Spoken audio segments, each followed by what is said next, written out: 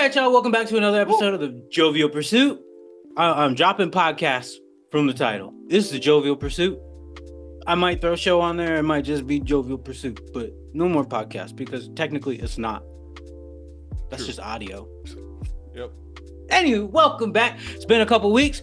I'm your host, Jovy, with my co-host, Brandon. How have you been, sir? I was so good until I got back. It like things. It sounds like things went awry. Everything.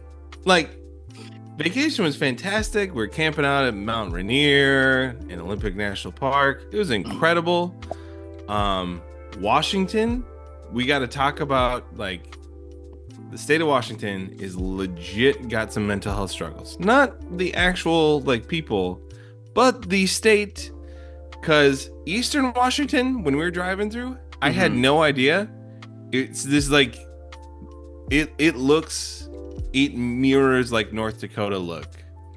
Like it's just plain. Oh, it's still flat. Yeah. And I was like, oh. And we now remember. Well, I guess that makes sense because that's what, right next to Wyoming or Montana? One of those. Idaho there. Is it? Up top? Yeah. In Washington? Yeah. Yeah. Oh, shit. Nobody cares about Idaho. Potatoes. I was driving. We were driving straight through. So we drove 26 hours straight through. Nice. And I had this, in my head, I was like, oh, we'll get out to Washington. There'll be mountains. That'll be a good pick-me-up for like the last few hours. leg. And we get through like some of the Rockies and I was like, oh, Washington's right. Yeah. No. Then it gets good, right? Like halfway through. Then you're like, okay, this is what I think of. Did it rain? Because I know they're dreary a lot of the year, but summertime I don't think it's that bad. It did not. So like it was perfect weather when we were out there. Like when we were up on Mount Rainier camping, it was like a high of 58 and like lows of like 38 at night. I mean, that's kind of rough a little bit. Yeah. The lowest I went was 17 at night. Yeah. What was different about it though is it was like a damp cold because it was like a mist and fog, and so it was like the sort of cold that just gets in your bones, and you're like, nah, this is that different. beginning of winter. You get that shock. It's like, yep. But then the worst part about it, I get it. The worst part about camping in Rainier when it was so cold was we were like, well, at least we'll have campfires. And kid you not, day of, we're driving there and get, the email like, hey, no campfires. Ban on campfires. Like, man. Ugh. So how'd you stay warm?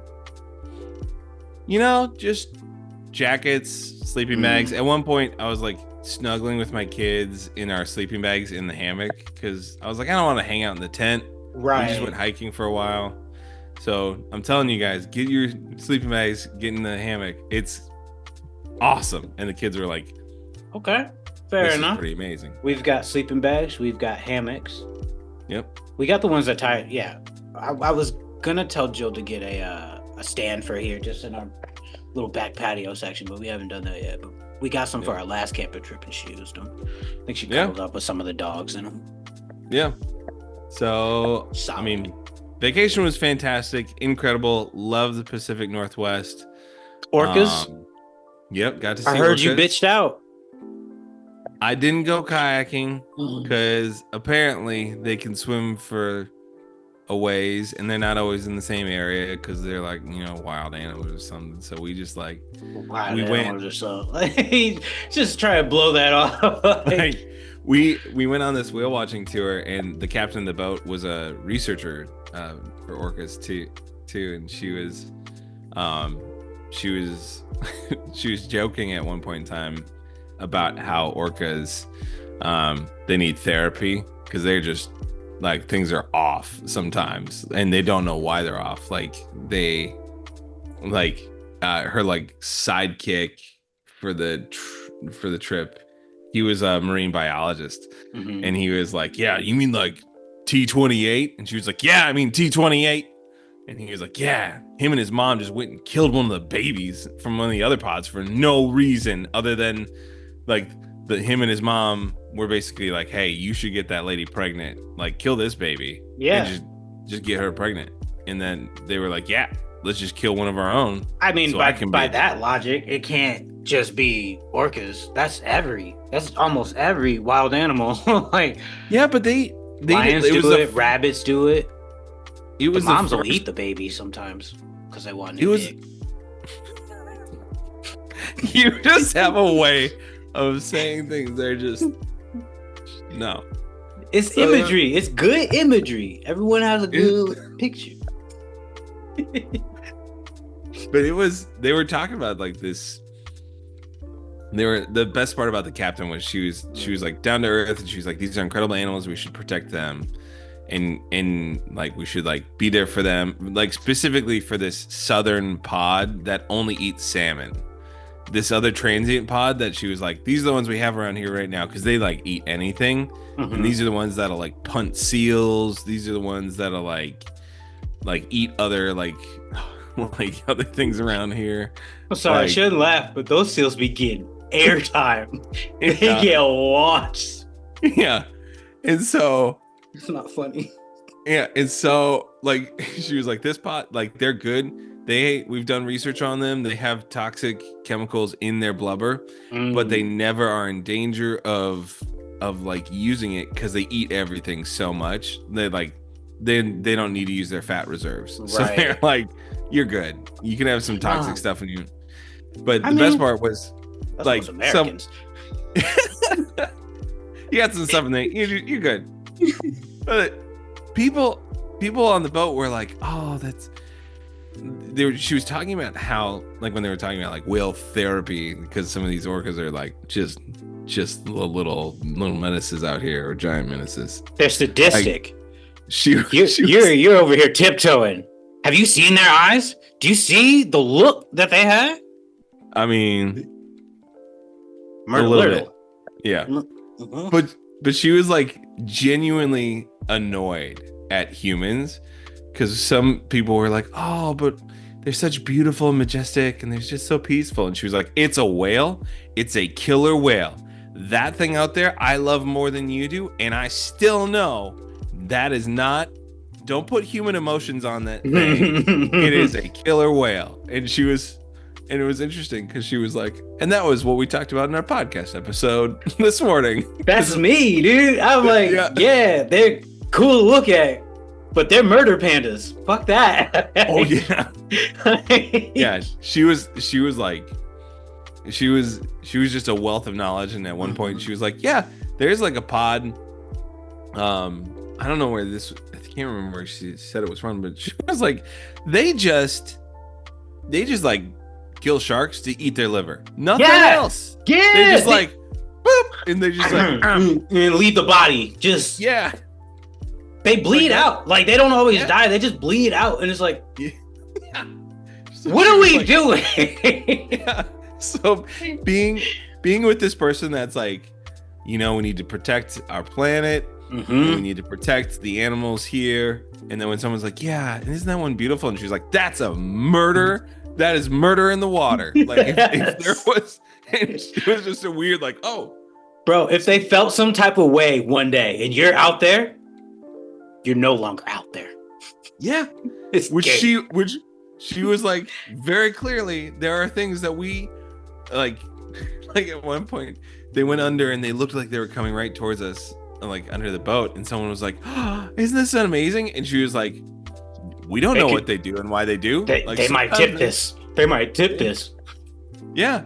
And she's like snorkeled with other whales and things too. Mm-hmm. And she's like, at one point she was like, when you go out and when you're around humpbacks hate when you touch them. They like being watched, no touching.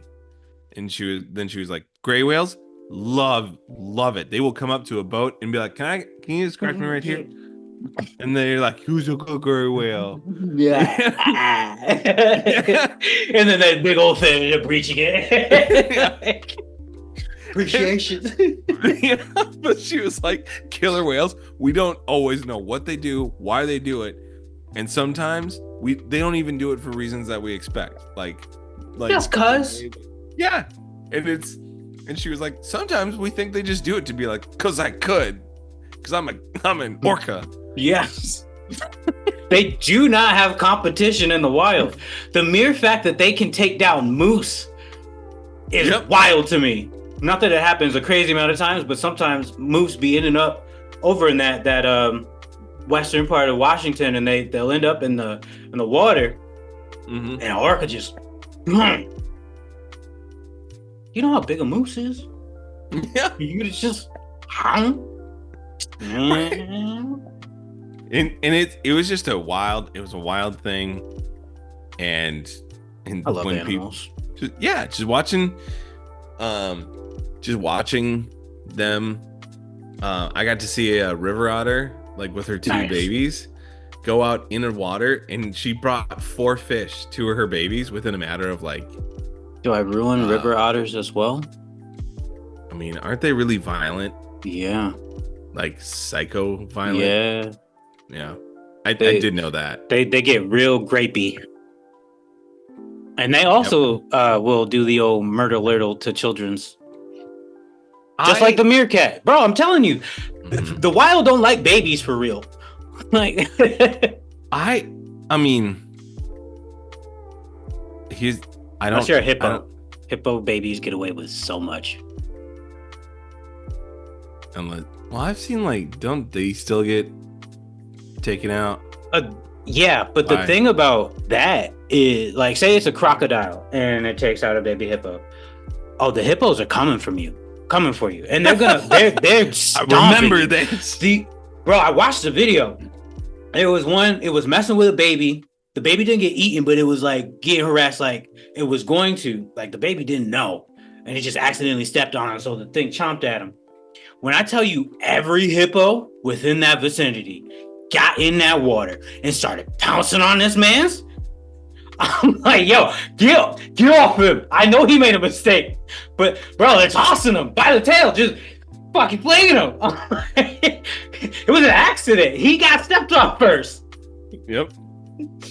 Oh, I shouldn't feel bad for crocs, but I'm like, bro, hippo, they're land orcas.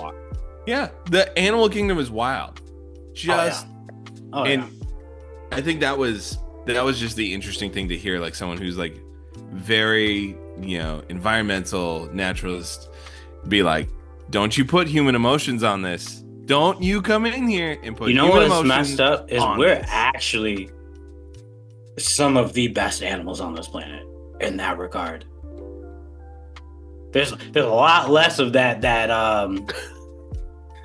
type of approach going on. We'd rather rear the kid instead of, let's just take them out. I want your moms. You gotta go. Like, bro, could you imagine that? That couldn't be a thing in human society. That could not be a thing.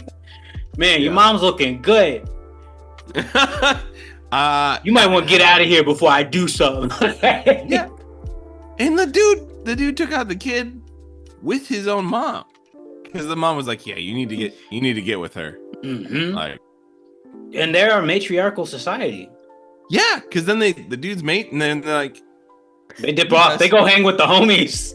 Yeah, no, they go hang out with their mom. Oh, the mom too. Yeah, no, that's true too. The moms but I'm like, we talked about the one video of.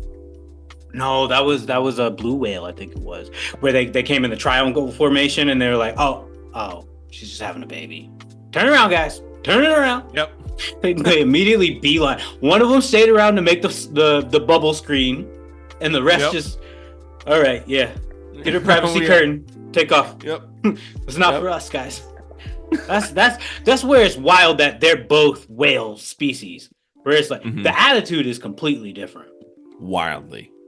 But like the killer whales, it's matriarchal, and she was like, so the mothers will typically help their sons go find like a sexual partner, and then the guy will leave his whale lady that he just impregnated to go back with his mother. Bro, that's where there's a psychological phenomenon going on in this. Yeah. Well, that's the lady. The research lady was like, she turned to my oldest son who's 9, and she was like, "That'd be like your mom helping you get a date, and then you go back to live with your mom." And my son was like, I mean, that's weird. That happens in a lot still. Like that happens a lot still. Like, wait a minute, that's India. Wait. A whole lot of the time. Arranged marriages and stuff. Like parents go, "Hey, I like this one over here. You should talk to her." And then we got to see what we're gonna get out of it, and we'll go. But no, then we'll let it play. I'll tell you this. One thing that I've learned about the animal kingdom and how we as humans try to break down patriarchal and matriarchal societies. Animal kingdom, they both fucking suck. The moms are just as much as jerks as the dads are. Where I'm like, guys, we have it easy. In comparison, we got it easy. Yeah, because like I don't know, like the stories that the researcher was telling about, like, because it was weird because they knew these whales that we were with, and they were like, that one over there, that one's name's Crinkle, and we were like, oh, why is that one named Crinkle? And they're like, look at its fin, and it's all like wonky. That's and they're fair. like, that's because most like that what they thought happened. Most likely is like another whale just breached on top of Crinkle. And like landed on him. Yeah, and people are like, well, how did that happen? And they're like, we don't know. Like maybe it's just some big whale that's like, meh. Deformities happen in the wild too. You know, it could have been coming out, and you know, it just never straightened out after or something. Yeah. That sounds exciting. I'm glad you had a good trip, man. I missed you. And then, Tell I me missed you you missed too. Yeah. All right, everyone. I told him before we even jumped on that I was annoyed that I was on vacation, and I was like, man, I miss Javon. Dang it. Yes. I knew you would. I knew. Bro, we see each other like weekly, so it's like That's true. to not is a bit jarring. I tell you what. Is. Thankfully, I had stuff to like still do on Friday, like putting up other posts or something. Where I was like, it's not so bad, but man, I like doing our show. Like of me yelling at our children. Or, Bro, you thought you muted it. They'd had to come through a different, like, I mean, it came through loud and clear. It came through your audio, because that's not mine at all. Yeah, that's yours. Because I muted the video audio that I have, and I just plugged in yours. So you literally hit the wrong...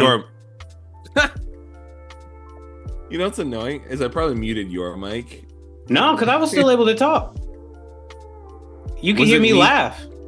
Man, so then... Nah, whatever it is. I didn't see you press a mute button, which probably would have been the thing to do. I mean, it wasn't like a mad yelling. No. And that was what was funny about it. It was like, it's the most like calm correction. Hey! And then you called him out for lying, like, no, we can hear you in here. Yeah. Can we turn on cartoons? Not yet. Love you. Yeah. Yep. Your little love you at the end was adorable, man. The calmest correction. Oh man. My side's been a little bit different from yours. You boys going through a little manic depressive state, and it's been rough. Been trying to manage, and I didn't really recognize it until earlier this week, where I was like, yeah, no, it wasn't until shortly before speaking to you that I was like, oh no, this tracks to a couple weeks ago. Yeah. So, and I've been like hella just, bro, when I tell you, I watched like a little baby video and started bawling my eyes out for no reason. Like, I'm excited for my child. That's like, I am, but I'm not typically this like open And when I tell you my defense is, if you tell me one like super kind thing, I'll start balling. So don't do that. Be me. Okay. I'm gonna need. Okay. Me. All right, got you. I got you. Your boy is on edge. I don't like it. So, yeah. But we here, we real, we do the thing. I got a couple questions, a couple comments. Although we're already halfway through the gig, I'm not gonna be able to get to everything. I wrote down a bunch. We got like 3. Yeah, I got stuff on my mind. Let's go for it. All right, man. The main. You know what? Let's go with the one that's more pressing to my heart right now. All right, bro. Do you ever feel unappreciated? I see you all the time, and it seems like the crowd around you like really cares. So, I'm curious, like, if you feel those. Oh yeah, a lot. Really? Okay. Yeah, I feel it a lot. More often than not, I feel that way. I feel it a lot because, sometimes we don't say nice things to each other. We forget because life is just crazy, right? Mm-hmm. But I think what's hard is I'm the only person that is really aware of everything I'm trying to do for other people, and they just like I can feel those things, and sometimes it's legit, and then sometimes it's just like a mind game where I'm like, of all the things that I do to try and help, and then I have to remember, like, they have no idea how much I think about them and wish them well. They have no idea that I'm like caring about them. They have no idea. Though? I mean, some people might. Some people don't. That's what's tough about it, is it's not always like it's not always a perfect I feel this, therefore it must be true. It's almost like I feel this, is it true? And then how do I express and communicate that to people in a way that's healthy, where it's not destroying? Do you have breaking points of that? Yeah. It happens the most in marriage and parenting more than any other relationship for me. But that's because those are the ones that I'm putting the most effort into. Mm-hmm. And like there'll be times where I'm like, of all the I try to do these things, you don't even appreciate him. And then sometimes my wife or my kids will be like, oh, we didn't even know you did that. Like one time I remember telling my kids, like, I did your laundry today for you, and I folded it and I put it away. And they looked at me and I was like, you didn't know, because you're still in your pajamas like right now, and I put that in your drawer. You haven't even been in there. Like, yeah. And because you're a child, like, you probably, even if you did look at your drawer, you'd be like, wow, look, clothes are there. Well, like, it's magic. Yeah. Which means I'm doing a decent job as a parent, because I'm trying to, care and love them and be, providing those things. Marriage, I think I think I try to not keep score as too much from what I do and what she does. It's hard because you're not helping me, bro. I'm just telling you. I know, bro. I'm trying not to, because shit. So this is just normal to yeah. Fuck no! I don't want. I don't want that answer. I want people to fucking acknowledge and care just as much as we do. But here's the thing, though. Like, I don't always know what my wife is doing for care, and like I don't always see it. And so I could come in hot and be like, hey, of all the things I do, I feel like you don't appreciate. And then she might be like, I can appreciate the tangible things that I know are there. But then she might also be able to come back and be like, and here's all the things I had to do today for the sake of like helping your world out. And I might have to be like, ooh, I actually didn't know that or was not aware of that. So you're telling me I have to communicate all the stuff that I do for people? Not for people, just certain ones. I'm just telling you, like, most people suck ass, dude. To be honest. I don't want to make eye contact right now. Like I said, I see that. I see the like. I'd rather not. I look down. I look to the skies. I'm just like, but bro, because it really does suck, and it goes into a conversation that we'll have further next week. That we've been bouncing around of it's hard being good, and the idea that you when you care about someone, you do things without notice, without having to be asked or something. But then there becomes an imbalance depending on who you're around of that. Yeah. That becomes real difficult to want to keep up with when it's not reciprocated. And I don't know if you know this about me. I have a major problem with reciprocation. I have a big problem. Because if I'm doing stuff for you, it should be mutual. You do stuff for me. And it's not about all the time. It's not about the amount. It's mutual, though. We're there for one another in whatever fashion it needs to be for the situation. And more times than not, I don't have reciprocation of those actions. And that bothers me. It really starts to strike my core of like, do I continue to give effort in these regards and take that pain of knowing it's not going to be reciprocated, or do I stop something that I really enjoy doing, which is helping the people that I love, and now I have to deal with that pain on the other side? It's lose, and that fucking sucks. Yep. It was always going to be that way, though. Why?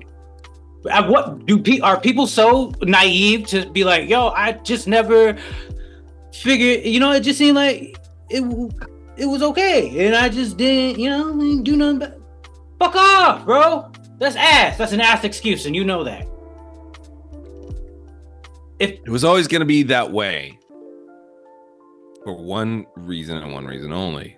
Unconditional love is outside of reciprocation. It is outside of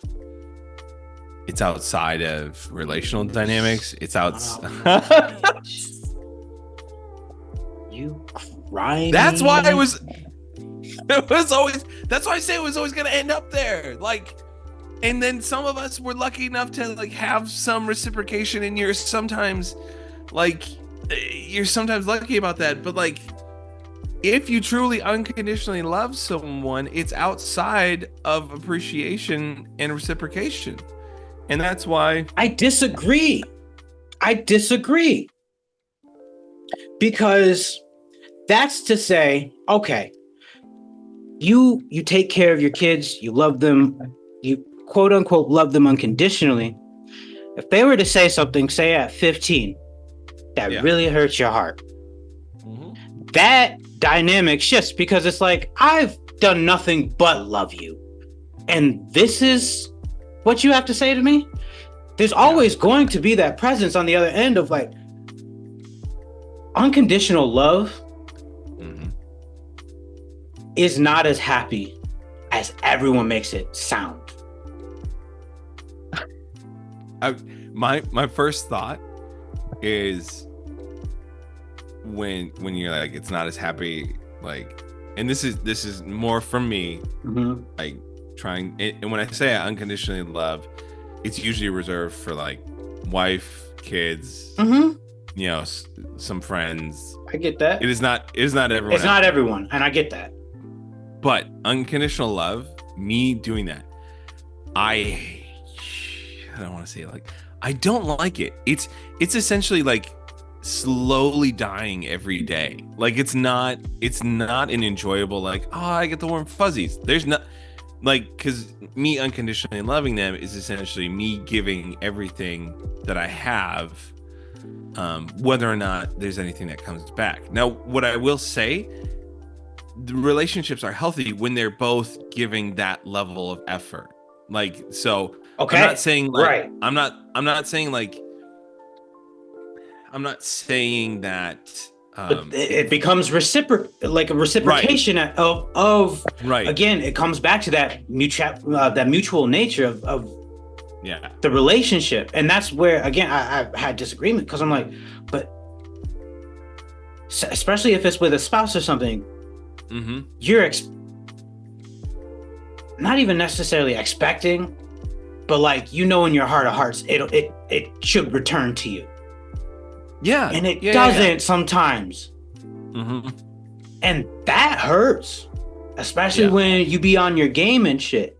But this is one of the things that I am going to have a difficult time with in raising a child, is the idea of, no matter what I do, you could still hate me at the end of the fucking day. And for that, fuck you. Because I don't deserve that. But also, you. Well done. The light bulb. Boop. I just related it to something. For those in the spiritual sphere, for those in the religious. There it is. Yeah. So that's why he's the Most High. That's because he can do it. And I strive for that daily, as best as I can. And it's like, bro, that's why you're him, because I'm not him. I try to emulate as best as I possibly can, but bro, I'm still human. I'm still of this human nature. And my flesh yearns for reciprocation. It yearns for that. And it's one of those pieces that is so difficult.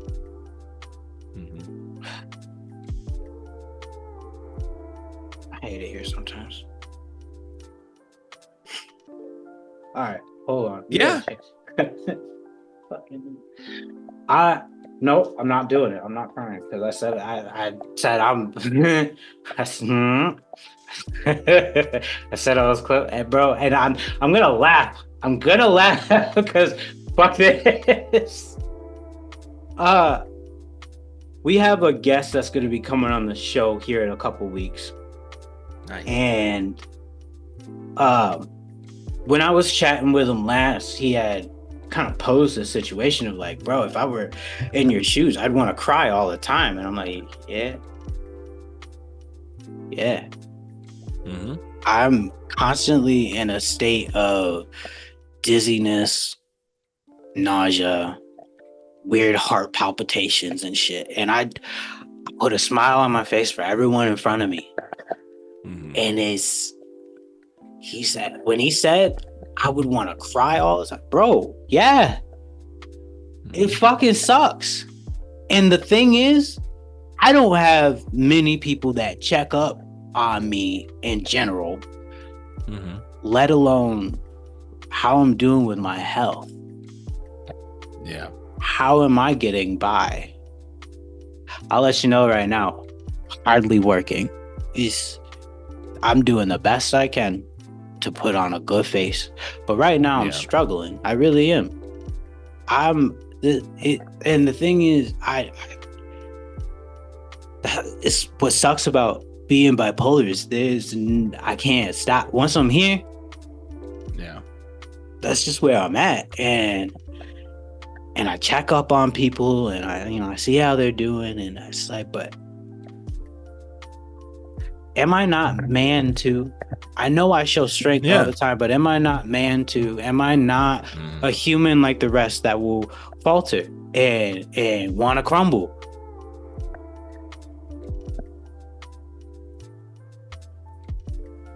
I stopped taking care of myself a couple weeks ago. I go to my appointments, but I'm not taking care of myself. I'm not eating. I might eat one meal, maybe two a day. I'm not getting out in the sun. I hardly chatting with people because I know they got stuff going on. I'm trying to manage my marriage as best I can, helping my wife through all this pregnancy. And the difficult nature of that is she's overloaded herself that she can't really be there for me like I need someone to be there for me. Mm-hmm. And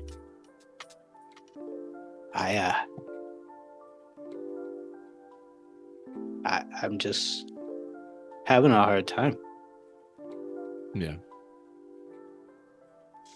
It's a jovial pursuit, but I'm not chasing after it right now.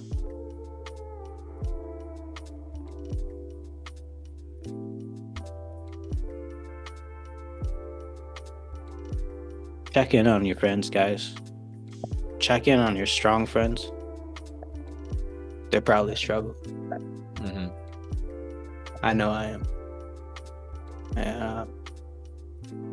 I'm gonna call that an episode. I'll see you next week. Peace and love.